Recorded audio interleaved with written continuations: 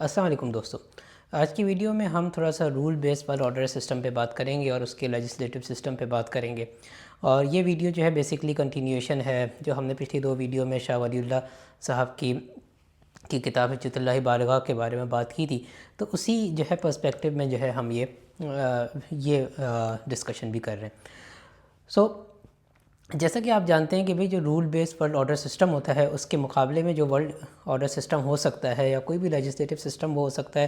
وہ یہ ہو سکتا ہے کہ وہ جو ہے انسان کو جو ہے قوانین کی بنیاد پہ جو ہے منظم کرنے کی کوشش نہ کرے، بلکہ انسان کے اندر جو ہے وہ اخلاقی اور تہذیبی اقدار پیدا ہوں جس کی بنیاد پہ جو ہے وہ اپنے آپ کو قانون کا یا کسی نظام کا پابند کرے اور اس کی جو ہے مطابق جو ہے زندگی گزر بسر کرے. تو سب سے پہلے ہم سمجھتے ہیں کہ رول بیس ورلڈ آرڈر سسٹم ہے کیا، اور پھر ہم جو ہے آلٹرنیٹ ورلڈ آرڈر سسٹم کیا ہو سکتا ہے اس پہ تھوڑی سی گفتگو کریں گے. تو یہ جو رول بیس ورلڈ آرڈر سسٹم ہوتا ہے، بنیادی طور پہ اگر ہم اس کو سمجھنا چاہیں تو ہم اس کو جو ہے ٹریفک کے نظام کی جو مثال ہے اس سے سمجھنے کی کوشش کرتے ہیں. تو جیسا کہ آپ جانتے ہیں کہ دنیا میں کوئی بھی سسٹم ہوگا اس سے ریلیٹڈ ایک قانون ہوگا، اس قانون کو امپلیمنٹ کرنے کے لیے کوئی انفراسٹرکچر ہوگا، اور پھر جو ہے اس بات کو انشور کرنے کے لیے کہ قانون اور اس انفراسٹرکچر کے حساب سے لوگ جو ہے اس کو کمپلائی کر رہے ہیں اس لیجسلیٹو سسٹم کو، تو اس کے لیے ایک سرویلنس کا سسٹم ہوگا اور اس کی بنیاد پہ جو ہے جو بھی اس لاء کو کمپلائی نہیں کرے گا اس کو کچھ جو ہے سزا جزا کا قانون ہوگا. تو اب جیسے کہ ٹریفک سسٹم ہے، اس کے قوانین ہیں کہ بھئی اگر تو لال بتی جلے گی تو آپ نے رک جانا ہے، اور اگر ہری بتی جلے گی تو آپ نے اس پہ چلنا ہے، اور اس کے لیے جو ہے ایک سسٹم بنایا گیا، سڑکوں کے اوپر جو ہے ٹریفک لائٹس لگائے گئے، اور پھر اس کے بعد جو ہے ایک سرویلنس سسٹم بنایا گیا جس میں دیکھا گیا کہ کون سی گاڑیاں رک رہی ہیں اور کون سی نہیں رک رہی، اور جو نہیں رک رہی ان کو جو ہے چلان کرنا شروع کر دیا گیا. اب آپ تصور کیجئے کہ کسی وقت جو ہے وہ سرویلنس سسٹم جو ہے کام کرنا روک دے تو کیا ہوگا. اور ہم سب جانتے ہیں کہ بھئی آدھی جو آپ کی آبادی ہوگی وہ جو ہے ٹریفک کے قوانین پہ جو ہے عمل کرنا چھوڑ دے گی، کیونکہ ان کو پتہ ہوگا کہ بھئی ٹریفک کیونکہ ان کے پاس کوئی انسینٹیو نہیں ہوگا کہ وہ کیوں جو ہے سگنل پہ رکیں، کیونکہ انہیں پتہ ہوگا کہ بھئی اب تو ہمیں کوئی چلان نہیں کرے گا. تو کیونکہ ان کو کوئی فائنینشیل امپلیکیشنز ہی نہیں ہے یا ٹریفک سگنل پہ نہ رکنے کی یا ٹریفک سگنل کو توڑنے کی، تو وہ اس قانون پہ عمل نہیں کریں گی. تو سارٹ آف ہم یہ کہہ سکتے ہیں ان کا کوئی سیلف انٹرسٹ نہیں ہے کہ ہم کیوں جو ہے ٹریفک سگنل پہ رکیں. اور سرویلنس سسٹم جو ہے وہ چلان کے تھرو ایک سیلف انٹرسٹ، ایک فائنینشیل موٹیو کریٹ کرتا ہے کہ بھئی ہمیں جو ہے اس پینلٹی سے بچنا ہے، اس لیے ہمیں اس سگنل کے اوپر رکنا ہے. تو یہ ایک پہلا جو ہے بیہیویئر آسپیکٹ آپ کے سامنے آ گیا کہ قانون اور اس کا سرویلنس سسٹم اس طرح سے بنائے جاتے ہیں کہ جو انسان کے اندر ایک سیلف انٹرسٹ جو ہے پیدا کرتے ہیں کہ بھئی آپ کے اندر ایک فائنینشیل موٹیو پیدا کرتے ہیں کہ بھئی اس فائنینشیل موٹیو کی وجہ سے میں جو ہے سگنل پہ رک رہا ہوں. جبکہ حقیقتاً سگنل پہ رکنے کا مقصد یہ ہے کہ بھئی آپ سگنل پہ رکیں تاکہ سامنے سے جو ٹریفک آ رہا ہے یا اگر کوئی لوگ روڈ کراس کر رہے ہیں ان کو نقصان نہ پہنچے اور کسی کی زندگی جو ہے اس سے متاثر نہ ہو،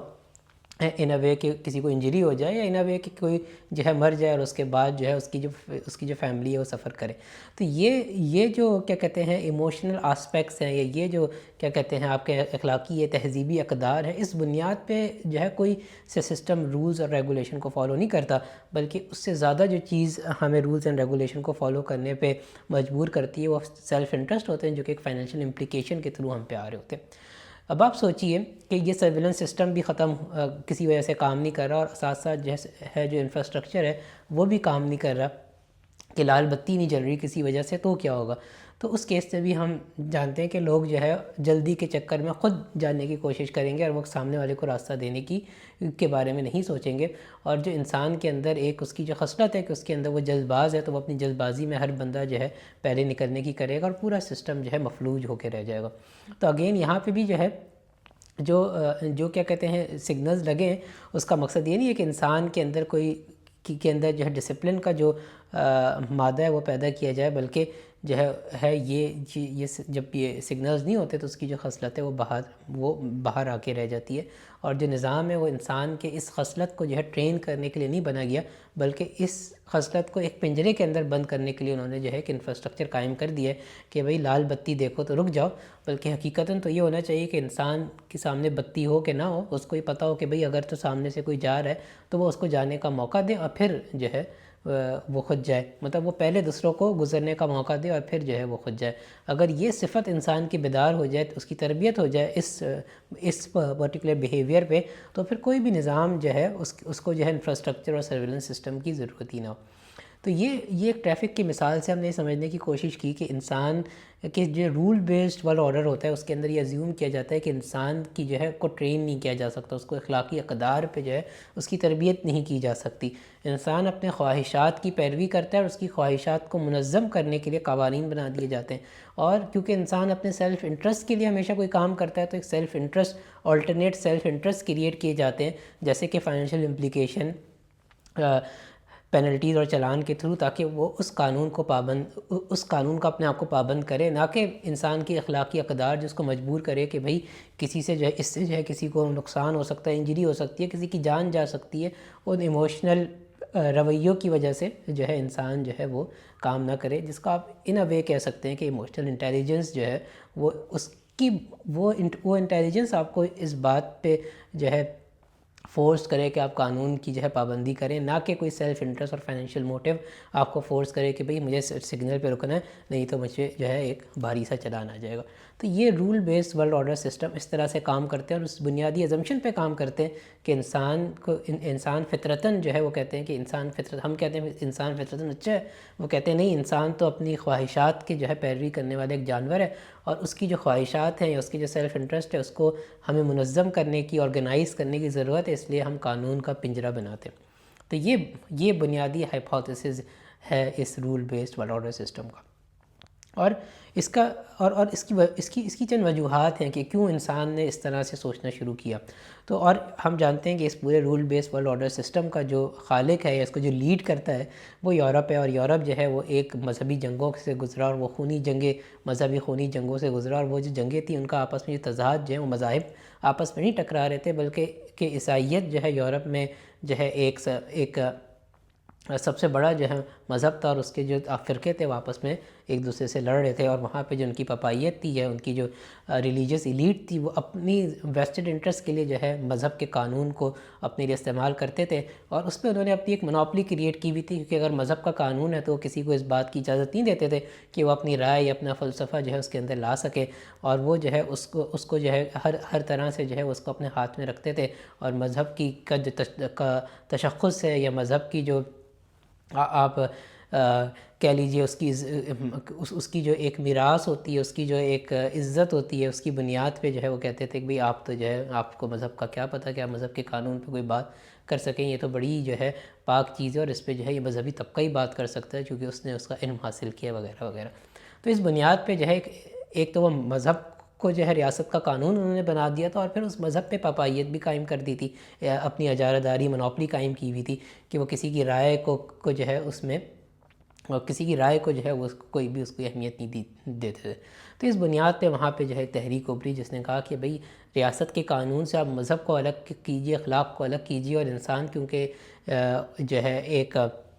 اپنی خواہشات کی پیروی کرنے والا جانور ہے، تو اس کو جو ہے آپ قانون کے ذریعے اس کی خواہشات کو منظم کیجئے، اور وہاں ریاست کا مقصد جو ہے یہ نہیں تھا کہ اس کو ایک اخلاقی دائرے کے اندر منظم کیجئے، وہاں ریاست آپ کو اجازت دیتا ہے کہ دو میچور لوگ کوئی بھی فیصلہ کریں اور وہ کوئی بھی کام کرے، ریاست کو اس سے کوئی مسئلہ نہیں ہے، اور چاہے اس سے جو ہے فیملی سسٹم امپیکٹ ہو، چاہے اس سے جو ہے ان دو میچور لوگوں کے بچوں کی زندگی امپیکٹ ہو، وہاں پہ جو ہے ریاست کوئی مسئلہ نہیں ہے۔ ریاست بس یہ کہتا ہے کہ آپ کے ان دو لوگوں نے اپنی کنسنٹ سے کام کیا ہے، تو پھر یہ ان کی اپنی آزادی ہے، اور اس میں جو ہے ریاست کا کوئی عمل دخل نہیں ہے۔ ریاست بس یہ نہیں چاہتا کہ جو ہے کوئی شخص جو ہے کسی کے اوپر جو ہے جبر کرے اور کوئی غلط کام کرے، لیکن اگر کوئی دو لوگ جو ہے اس بات کو اگری کر لیں اور کوئی غلط کام کرنا چاہیں تو کر سکتے ہیں۔ اس کا تعلق جو ہے دو لوگوں کے رشتے کی حد تک نہیں ہے، بلکہ even over all financial system کے اندر، اکنامک سسٹم کے اندر بھی اگر کوئی لوگ کوئی ایسی اکنامک ڈیل کرتے ہیں جیسے کہ گیمبلنگ کرتے ہیں، تو وہاں پہ جو ہے ریاست ان کو نہیں روکے گی کہ بھئی یہ گیمبلنگ تو بڑے نقصان دہ عمل ہے، ایک شخص کو اس سے بھاری نقصان ہو سکتا ہے اور ایک شخص جو ہے وہ ساری دولت کو جو ہے ہتھیا سکتا ہے، اور یہ جو ہے بالکل بھی ایکول کانٹریکٹس نہیں ہے۔ ریاست کہتی ہے دو لوگوں نے اگری کیا، ان دو لوگوں کی چاہت ہے، کنسنسس ہے، یہ کسی طرح کا بھی اگریمنٹ کر سکتے ہیں، تو یہ جو بھی کرنا چاہیں کریں، لیکن کنسنسس سے کریں، تو ریاست کو اس کے اندر کوئی بھی حرج نہیں ہوتا۔ تو وہاں اخلاقیات جو ہے وہ لوگوں کی اپنا ذاتی مسئلہ ہے، ریاست جو ہے اس پہ کوئی جبر نہیں کرتی۔ اسی طرح وہاں پہ جو ہے الکوہل کی جو کنزمپشن ہے وہ بالکل الاؤڈ ہے، اور اس کی وجہ سے جو ہیلتھ ایشوز آتے ہیں اس کے لیے جو ہے انہوں نے پورا ہیلتھ کیئر کا سسٹم بنا دیا، جبکہ ہونا یہ چاہیے تھا کہ وہ دیکھیں کہ بھئی اس الکوہل کی کنزمپشن سے اتنے جو ہے صحت کے مضر اثرات ہو رہے ہیں، تو ہم جو ہے اس کو جو ہے اس کی جڑ ہی ختم کر دیں شراب کی، ٹھیک ہے، کیونکہ اس کے صرف ہیلتھ ریلیٹڈ ایشوز نہیں ہے، بلکہ اس کے سماج پہ، اس کے جو ہے خاندانی نظام پہ، انسانی عقل پہ، ہر طرح سے جو ہے یہ جو ہے ایک اس کے ایک امپیکٹ ہوتا ہے۔ لیکن وہاں ریاست کہتی ہے کہ بھئی یہ دو لوگوں نے جو ہے شراب بیچنے اور خریدنے والے کا کنسنسس ہے، تو اس کے بیچ میں جو ہے ریاست نہیں آئے گی، اور اس کے کوئی بھی کانسیکوینسز ہیں اس کے لیے جو ہے ریاست ایک نظام قائم کر دے گی وغیرہ وغیرہ۔ تو یہ جو ہے ایک ورلڈ آرڈر